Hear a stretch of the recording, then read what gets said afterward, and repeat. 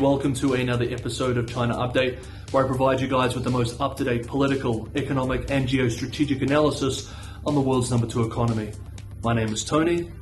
Let's jump in. Okay, happy Wednesday, everybody. Tuesday was day 2 of General Secretary Xi Jinping's 3-day state visit to Russia. We continue our coverage of the developments today. I believe the cementing Russo-Chinese alliance and its political, economic, and ideological competition with a US-led alliance in Europe and East Asia is the most important geopolitical story in the world today. So I have and will continue to spend a lot of time on these developments.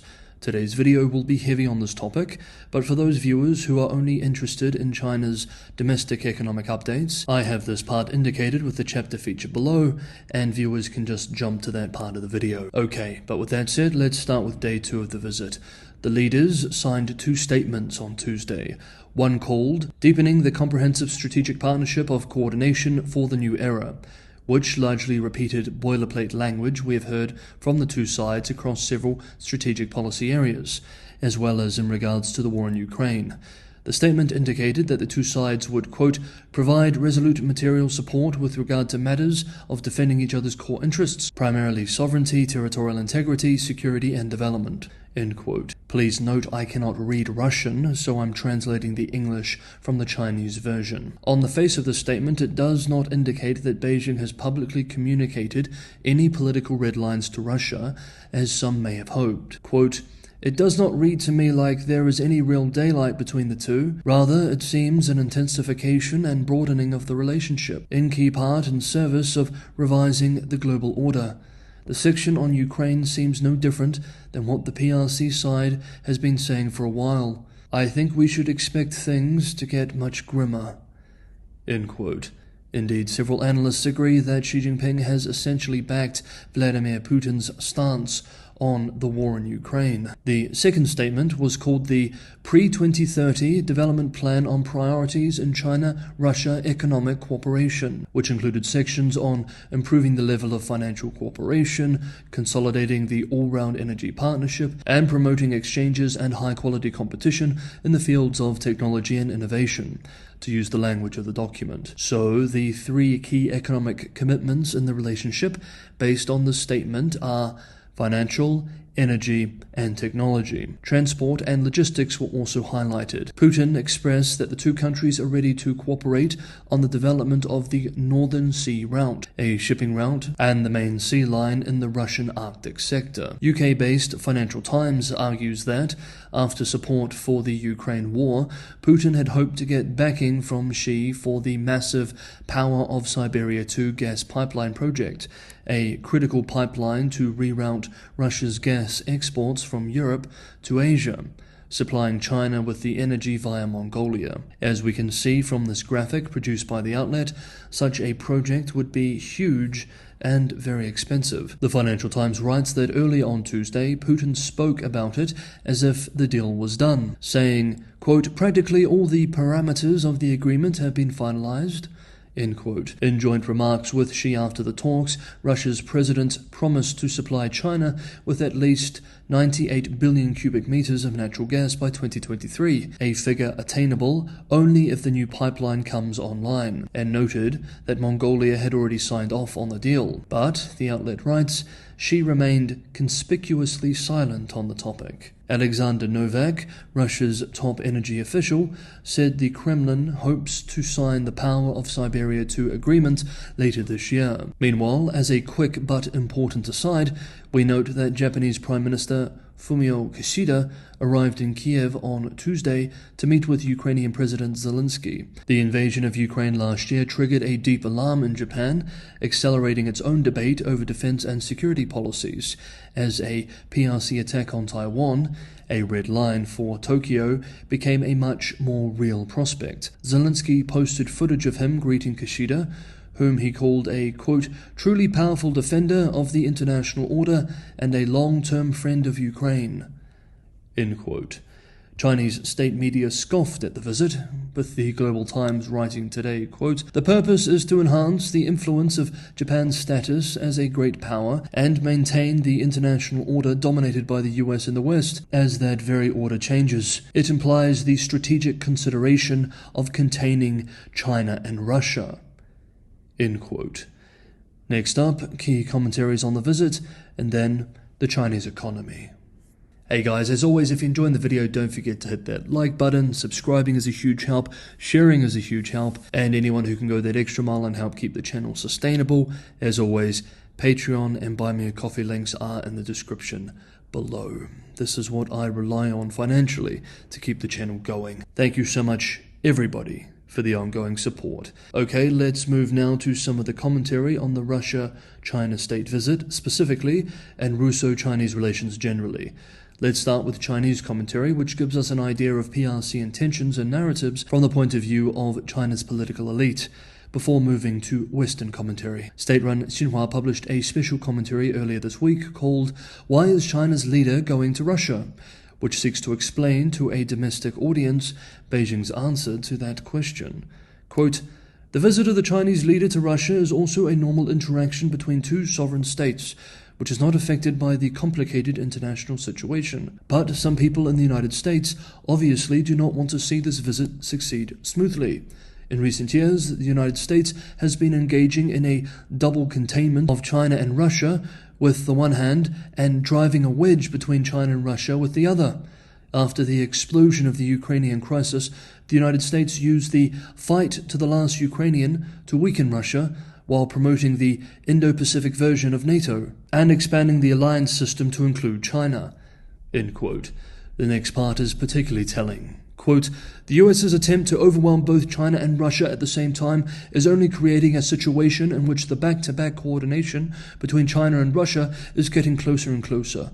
As early as 1997, Jimmy Carter's national security advisor wrote that America's greatest potential danger was a grand alliance between China and Russia and perhaps Iran. The Chinese are not intimidated, and a paper tiger like the United States is even less likely to intimidate China." End quote. The commentary then turns to Ukraine and tries to walk its diplomatic tightrope of backing Russia while distancing itself from the Ukraine war, while also blaming the West for it. Quote, "China was not a party to the crisis in Ukraine, but some people in the US are always trying to link China to the Ukraine crisis. The only one who can solve the problem is the one who created the problem in the first place. The key to solving the Ukrainian crisis is not in the hands of China, but in the hands of the United States and the West." End quote. Okay, now moving to some Western commentary to add to what we covered already from yesterday's video. Quote, "Despite a recent Chinese position paper that seeks to present Beijing as a prospective arbiter of peace in Ukraine, no one should expect Xi to impose conditions on President Vladimir Putin or Russia, nor should anyone expect a substantive diplomatic initiative with new points beyond the positions that Beijing has offered to date. These positions are, broadly speaking, friendly to Moscow's view, which is precisely why Putin unsurprisingly told Xi at the meeting on Monday in the Kremlin that he would be happy to discuss them. To be sure, Beijing is working hard to create a perception of balance, but in doing so, it is playing primarily to a few audiences while ignoring the United States, Ukraine, Russia, the Global South, and, to a much lesser extent, Europe." End quote. US-based Washington Post writes that the summit was portrayed in China as part of a bold initiative to create a new world order. Quote, "Signaling their most assertive joint stand against the West was just getting started." End quote. Some European media, citing unnamed Russian officials, report that there is a growing concern in Moscow of Russian vassalage. Quote, "Russia's wealth of natural resources will secure Beijing's continued support. The logic of events dictates that we fully become a Chinese resource colony. Our servers will be from Huawei. We will be China's major suppliers of everything. They will get gas from Power of Siberia. By the end of 2023, the yuan, RMB, will be our main trade currency." End quote.